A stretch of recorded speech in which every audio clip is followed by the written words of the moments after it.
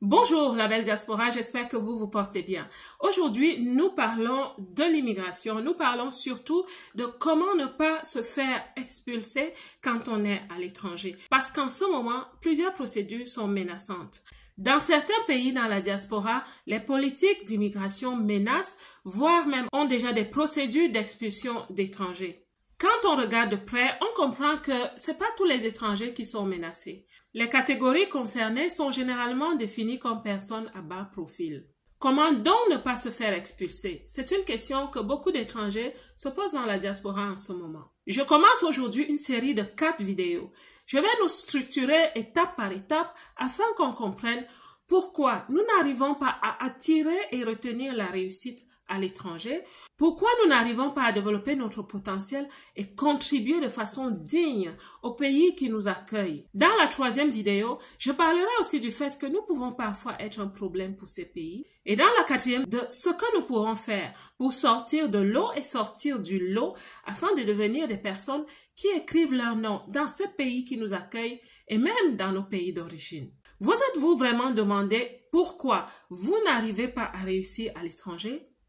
Voyez-vous cette image? Elle parle d'un verre brisé.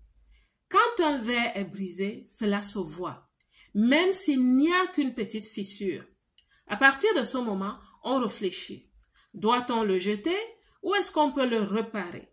Certains objets peuvent être réparés, d'autres pas.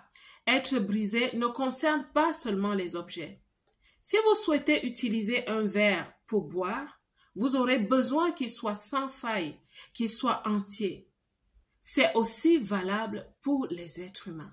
Les humains peuvent être aussi blessés. Quand on connaît un choc en face de la vie, quand une personne nous fait du mal, on le ressent et cela peut laisser des blessures. Et quand on arrive dans la diaspora, on fait certaines expériences. Des expériences qui nous mettent face à une nouvelle culture. Des expériences qui révèlent en fait nos faiblesses. Notre voyage n'a pas toujours été facile.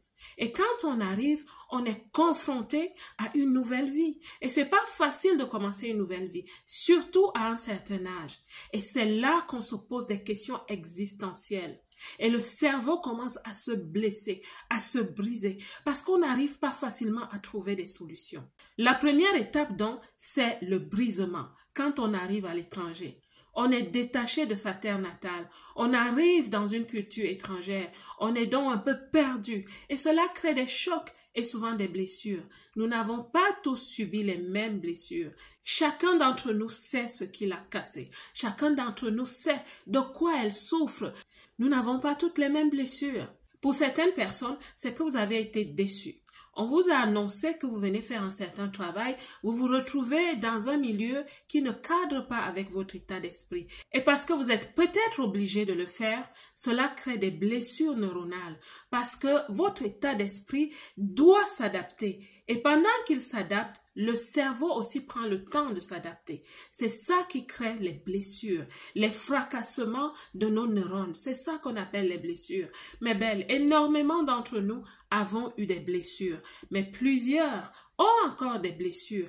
Elles portent ces blessures sans peut-être le savoir, sans savoir qu'elles n'arrivent pas à réussir parce qu'elles ont des blessures en elles qui leur disent « tu ne peux pas ». Tu as essayé, tu ne peux pas y arriver. Le cerveau, généralement, il est de notre côté. Mais parfois, si on ne fait pas attention, on fonctionne à une partie de notre cerveau qu'on appelle le cerveau primitif. Et le cerveau primitif est la partie du cerveau qui fait qu'on va s'endormir, on va procrastiner, on va avoir peur d'être proactive parce que le cerveau va toujours nous rappeler que quand nous sommes arrivés, on a essayé, on était joyeuse, on voulait réussir, mais qu'est-ce qui s'est passé? C'est là où vous commencez à vous dire non, je ne souhaite plus essayer, non, je ne souhaite plus avancer, je vais me contenter de ce que j'ai, métro, boulot, dodo, pourvu que j'ai du pain sur ma table.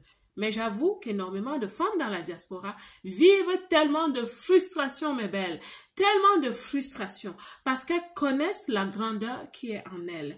Elles connaissent de quoi elles sont capables. En elles savent qu'il y a une force de frappe, un potentiel qu'elles souhaitent développer. Mais ça ne se fait pas.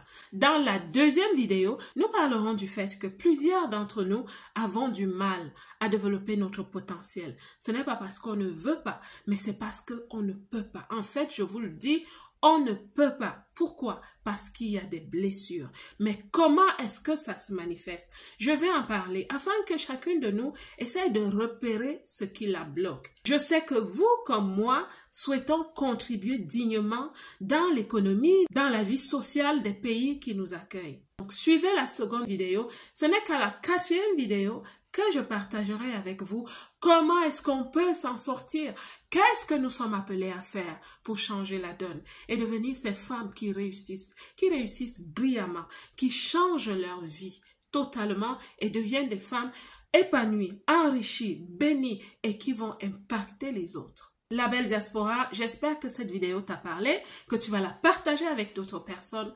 Que Dieu vous bénisse et comme d'habitude, je vous le dis encore, je vous aime.